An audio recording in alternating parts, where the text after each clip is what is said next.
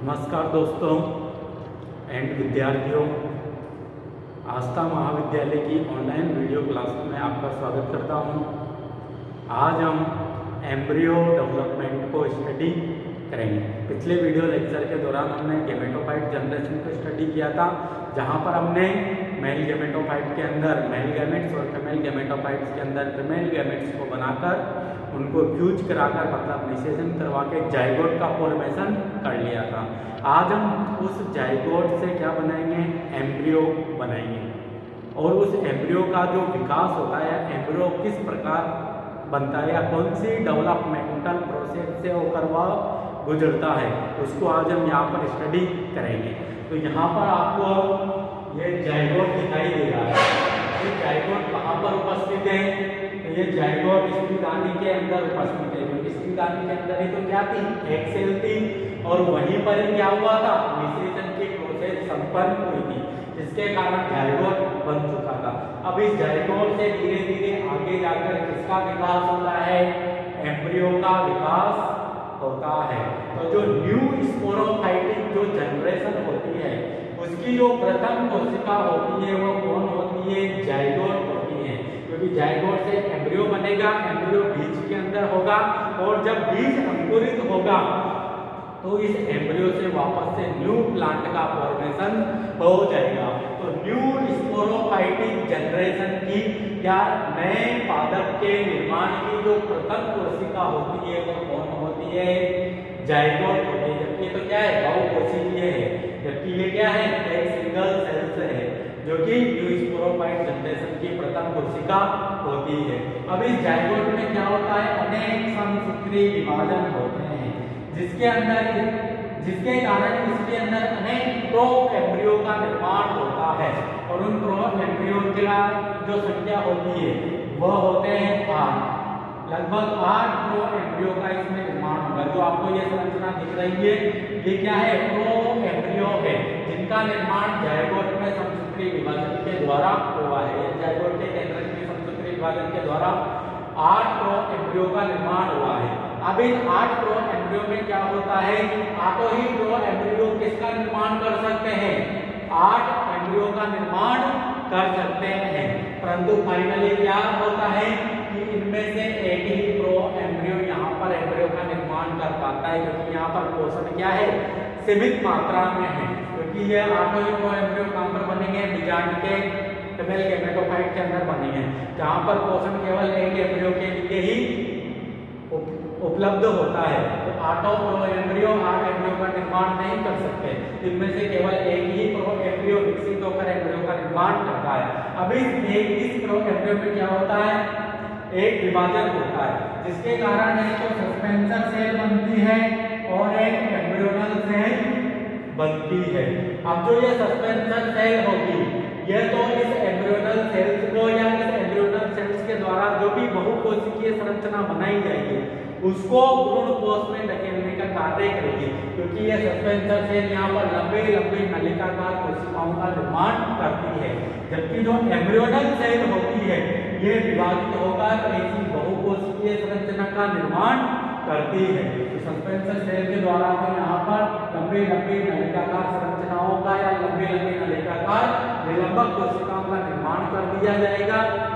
और जो embryonal cell होगी ये एक ऐसी बहुकोशिकीय गुबंदाकार संरचना का निर्माण कर देगी। अब इस गुबंदाकार संरचना में भी एक एपिकल सेल उपस्थित होती है, जो कि विभाजित होकर ऐसी संरचना का निर्माण करने का कार्य करती है।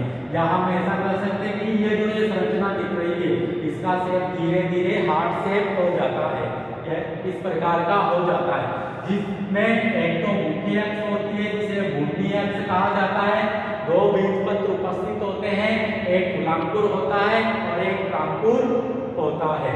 ये क्या बन गया, हमारा एक भ्रूण का निर्माण हो गया, जिसकी संरचना द्विबीजपत्री भ्रूण के समान ही दिखाई देती है। क्योंकि इसमें भी 2 समान बीजपत्र हैं, इसके शीर्ष सिरे पर एक प्रांकुर है, आधारीय सिरे पर एक मूलांकुर है, और एक इसमें क्या है, मुंडीय अक्ष उपस्थित है।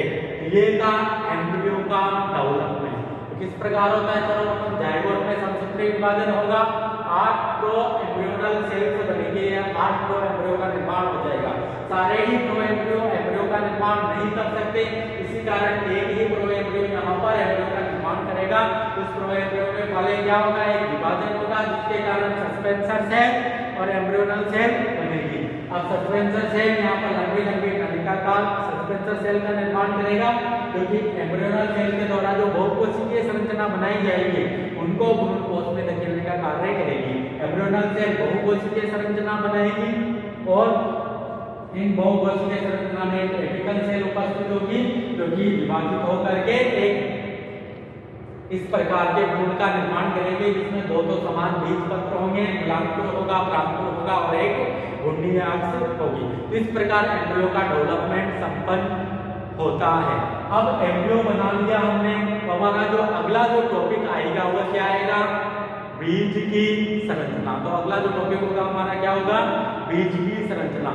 उसको भी हम डायग्राम के माध्यम से समझते हैं। तो पहले उसका डायग्राम बनाते हैं। अगर झींगों के बीज की संरचना की बात करें तो बीज संरचना में हमें इस प्रकार का दिखाई देता है। अब इसमें कौन कौन से भाग पाए जाते हैं, एक तो पाया जाता है इसमें सीड कोट या बीज चोल, और एक होगा इसके अंदर एम्ब्रियो, और यहाँ पर थोड़ा बहुत मात्रा में क्या दिखाई देगा हमें, एंडो स्पर्म या भ्रूण कोश, और यहाँ पर क्यूबिड या कोलर उपस्थित होगा। तो समझते हैं इसके बीज की संरचना को।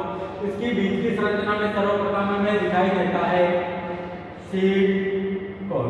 अब सीड कोट का निर्माण किसके द्वारा होता है, जैसे हमने अभी बीजांड की संरचना पढ़ी थी, उसमें क्या पढ़ा था हमने, अध्यावरण या इंटेगुमेंट पढ़ा था। तो जब बीजांड परिपक्व होता है तभी क्या बनता है, बीज बनता है। तो बीजांड का जो अध्यावरण होता है वो किसके रूप में कन्वर्ट हो जाएगा, बीज चोल के रूप में या सीड कोट के रूप में कन्वर्ट हो जाएगा। और अध्यावरण में कौन कौन सी परतें थी, एक तो आउटर लेयर थी, एक मिडिल लेयर थी और एक इनर लेयर थी। वैसे ही सीड कोट में भी यही 3 परतें रहेगी, क्योंकि सीड कोट किसके रूपांतरण से बना है, अध्यावरण के रूपांतरण से बना है। तो इसमें भी आउटर लेयर जो कि काफी मांसल प्रकृति की या फ्लैशी प्रकृति की होगी, उसके बाद मिडिल लेयर और उसके बाद इनर लेयर। मिडिल लेयर थोड़ी चिकनी होगी और इनर लेयर वापस से मांसल प्रकृति की होगी, जिसमें जलीय पदार्थ भरे हुए रहते हैं। तो ये था इसका सीड कोट। इसके बाद कौन सा वाला पोर्शन है इसमें, एम्ब्रियो। तो बीज के केंद्रीय भाग में या बीज के अंदर एक एम्ब्रियो उपस्थित होता है, जो कि कैसा होता है, द्विगुणित होता है। इस एम्ब्रियो में 2 बीज पत्र पाए जाते हैं और मूलांकुर तथा प्रांकुर उपस्थित होता है, तथा कुछ मात्रा में यहाँ पर अवशेषी सस्पेंसर सेल भी दिखाई देती है। तो सीड कोट के बाद कौन सा वाला पोर्शन है, एम्ब्रियो वाला पोर्शन है। एम्ब्रियो कहाँ पर उपस्थित होता है, बीज के अंदर उपस्थित होता है, जो कि द्विगुणित होता है। इस एम्ब्रियो में 2 समान बीज पत्र पाए जाते हैं। इसमें एक मूलांकुर एक प्रांकुर होगा और एक यहाँ पर घुंडी अक्ष पाई जाएगी, और कुछ मात्रा में सस्पेंसर सेल भी हमें देखने को मिलेगी। तो ये थी इसके अंदर एम्ब्रियो। अब इसका जो बीज होता है उसके अंदर कुछ मात्रा में क्या उपस्थित होता है, भ्रूण कोश भी उपस्थित होता है। क्योंकि जब एम्ब्रियो का जो परिपक्वन हो जाता है, जब ये कंप्लीट परिपक्व हो जाता है एम्ब्रियो और बीज, तब भी इसमें कुछ मात्रा में यहाँ पर भ्रूण कोश शेष रह जाता है। और ऐसे बीजों को जिसमें एंडोस्पर्म पाया जाता है उन्हें एंडोस्पर्मिक बीज या भ्रूण कोशी बीज कहते हैं। तो झींगों के बीज में भ्रूण कोश उपस्थित होता है। जब यह बीज कंप्लीटली परिपक्व हो जाता है उसके पश्चात भी अगर एंडोस्पर्म उपस्थित है या प्रेजेंट है तो ऐसा बीज भ्रूण कोशी बीज कहलाता है। और झींगों का बीज कैसा होता है, भ्रूण कोशी बीज होता है। इसके बाद इसमें क्या पाया जाता है, कोलर या ट्यूब्यूल पाया जाता है। क्योंकि बीजांड का जो बीजांड ग्रंथ होता है उससे जो ये अति वृद्धि है, जो पांडलायक अति वृद्धि है वह इससे लगी रहती है। तो बीज में क्या देखने को मिलेगा, हमें ट्यूब्यूल या कोलर भी देखने को मिलेगा। तो ये थी बीज की संरचना। अब इसके बाद हमारा जो टॉपिक होगा वह क्या होगा, इस बीज का जर्मिनेशन। तो अगला जो टॉपिक होगा वह क्या होगा, सीड जर्मिनेशन। तो सीड जर्मिनेशन किस प्रकार से संपन्न होता है। तो अगर हम सीड जर्मिनेशन की बात करें तो जो सीड जर्मिनेशन होता है वह होता है हाइपोजियल प्रकार का। कैसा, हाइपोजियल प्रकार का, मतलब अधोभूमिक प्रकार का। तो इस प्रकार के जर्मिनेशन में क्या होगा, जब भी बीज अंकुरित होगा तो उसके जो बीज पत्र होंगे वो किसके अंदर रहेंगे, भूमि के अंदर रहेंगे। इस प्रकार के सीड जर्मिनेशन को क्या कहा जाता है, हाइपोजियल या अधोभूमिक, मतलब भूमि के नीचे। तो जब भी सीड का जर्मिनेशन होगा वो उसके जो बीज पत्र होंगे वो भूमि के अंदर रहेंगे। इस प्रकार के जर्मिनेशन को क्या कहा जाता है, hypogeal type of seed germination कहा जाता है। सीड जर्मिनेशन के दौरान क्या होगा, जैसे ये कोई गिंगो का सीड है, सीड जर्मिनेशन के दौरान क्या होगा, गिंगो के सीड का जो मूलांकुर है वह जो उसका माइक्रोफाइल या बीजांड द्वार है वहां से होता हुआ बाहर की ओर निकलेगा और मूलांकुर के द्वारा सर्वप्रथम किसका निर्माण किया जाएगा, यहाँ पर जड़ों का निर्माण किया जाएगा।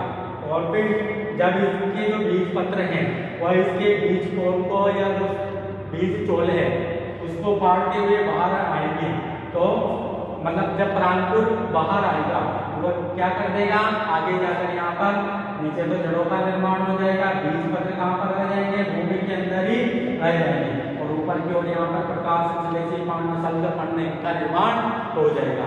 तो इस प्रकार सीड का जर्मिनेशन इसमें संपन्न होता है। तो हमने देखा सीड जर्मिनेशन किस प्रकार का होता है, hypogeal type of seed germination यहाँ पर पाया जाता है। सीड जर्मिनेशन के दौरान क्या होगा, जब भी सीड जर्मिनेट होगा इसका जो मूलांकुर चोल है वह बीजांड द्वार को भेदता हुआ या बीजांड द्वारीय सिरे से बाहर की ओर आता है और भूमि में स्थापित होकर सर्वप्रथम जड़ों का निर्माण करता है। फिर इसके बीज पत्र और जो परांकुर चोल होते हैं वह इसके अध्यावरण को, मतलब इसके जो बीज चोल है उसको फाड़ते हुए बाहर की ओर आ जाते हैं।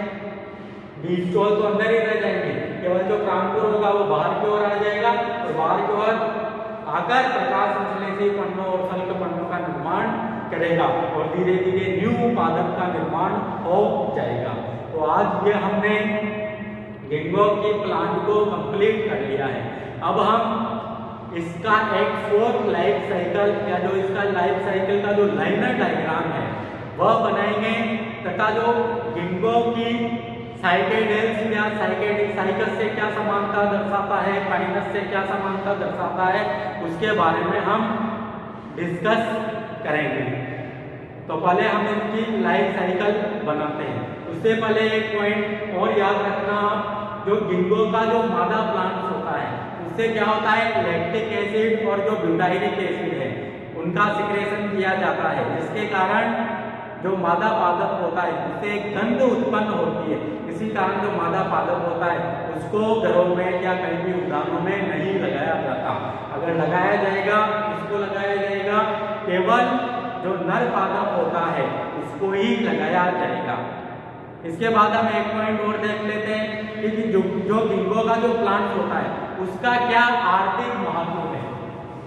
तो अगर आर्थिक महत्व की बात करें कि गिंगो का आर्थिक महत्व क्या है, तो आर्थिक महत्व में है गिंगो की जो काष्ठ होती है या इसकी जो लकड़ी होती है उसका उपयोग ईंधन तथा फर्नीचर बनाने में किया जाता है। वैसे फर्नीचर बनाने में इसका ज्यादा उपयोग नहीं किया जाता क्योंकि इसकी लकड़ी कमजोर होती है, फिर भी कुछ मात्रा में फर्नीचर उद्योग में या फर्नीचर बनाने में इसका उपयोग किया जाता है।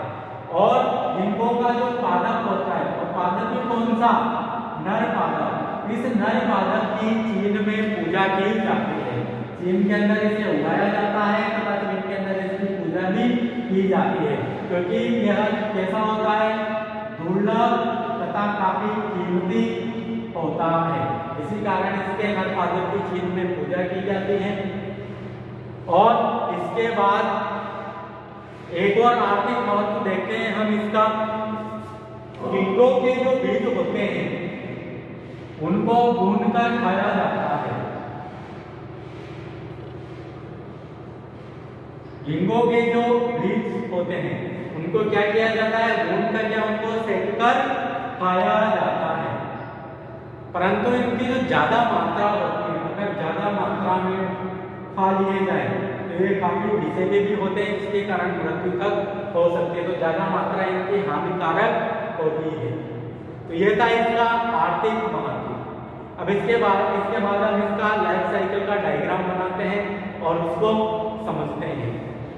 अगर गिंगो के प्लांट के लाइफ साइकिल की हम बात करें तो जो गिंगो का जो प्लांट होता है वो कैसा होता है, डायोसियस नेचर का होता है। डायोसियस नेचर का होगा तो मेल और फीमेल प्लांट दोनों अलग अलग होंगे। यहाँ पर ये क्या है, मेल प्लांट है और इधर क्या है, फीमेल प्लांट है। मेल प्लांट के ऊपर क्या बनेगा, मेल कोन का निर्माण होगा।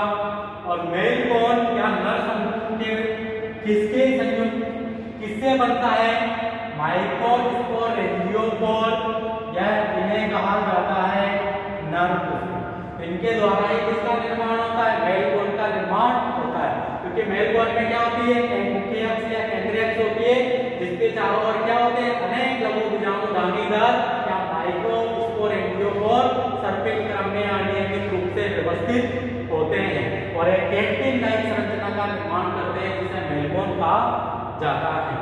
अब माइक्रोस्पोर एंजियोस्पोर के अंदर क्या थी, माइक्रोस्पोर एंजिया या लघु बीजाणुदानी उपस्थित थी।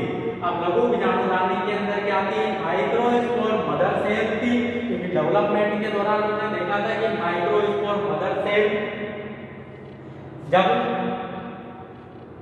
लघु बीजाणुदानी दर की कोशिकाओं के दौरान माइक्रोस्पोर एंजिया का निर्माण होता है, उस दौरान बहुत सारी ग्रंथियों का निर्माण होता है और वहां पर स्पोरोजिनस टिश्यू भी बनता है।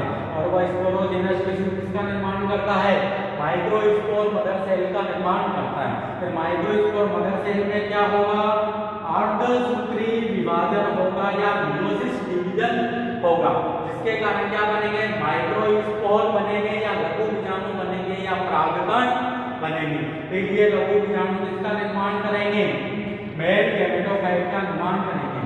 और इसका निर्माण 3 चरणों में होता है। एक तो प्री पोलिनेशन डेवलपमेंट, फिर पोलिनेशन होगा, फिर पोस्ट पोलिनेशन होता है, जिसके द्वारा मेल गैमेट्स बन जाते हैं। किसके अंदर बनते हैं मेल गैमेट, मेल गैमेटोफाइट के अंदर ही बनते हैं। उसी प्रकार अगर फीमेल प्लांट को हम देखें तो फीमेल प्लांट के ऊपर क्या होगा, फीमेल कोन का निर्माण होगा जो कि गोली शाखा के ऊपर सल्कपंड के कक्ष में बनता है।